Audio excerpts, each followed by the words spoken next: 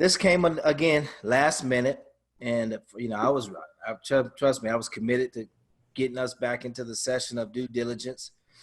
But then I had a conversation with Mark Willis last night, and we were just talking about just everything.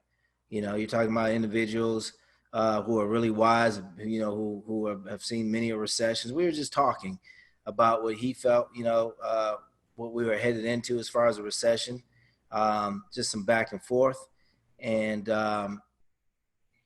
it was really good because it was two old heads talking about historicals. He was more so talking about it from a perspective, I would think, from the residential home sales, obviously. And I was more so talking about it from multifamily. And I just started, when we were talking, and I started thinking about our conversation, as I often do, Nate, I started thinking like, wow, I actually been through a recession already. And I've been through one of the longest prolonged recessions, probably recorded,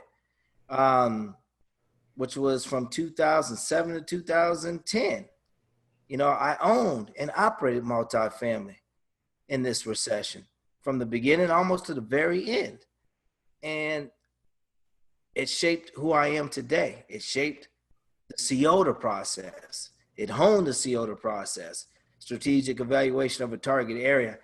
I forgot where that came from. It was my training for the multifamily industry, but it was only until it was put to test through those 3 to 4 years did I hone it. Because like most people, you go to class, and I even was an instructor for the Certified Apartment Manager course. I taught it. But until you actually gone through it and had to utilize it, is when you actually hone those skills. You can develop fighting skills, but you really hone it in battle. And I just thought to myself last night, wow, you know what? I've gone through a hell of a lot. I've gone through a recession.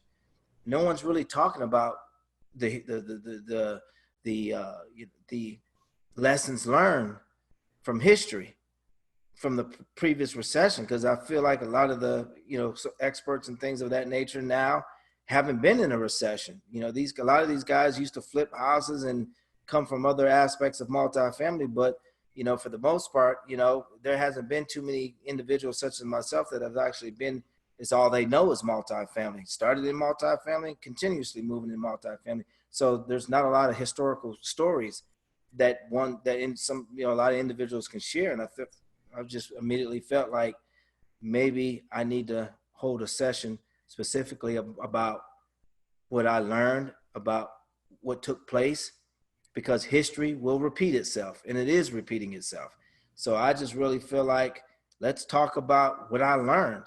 Let's talk about the opportunities, and let's kind of talk about a map forward, a way forward, with this turmoil. And, no matter if, the debate is how long this recession is going to be, whether it can be a couple of months or whether it can, even leak as far into 2021. For me, it still doesn't matter, because at the end of the day, even if it prolongs into 2021, like I said, I still won't think it's going to be as bad as going from 2007 to 2010.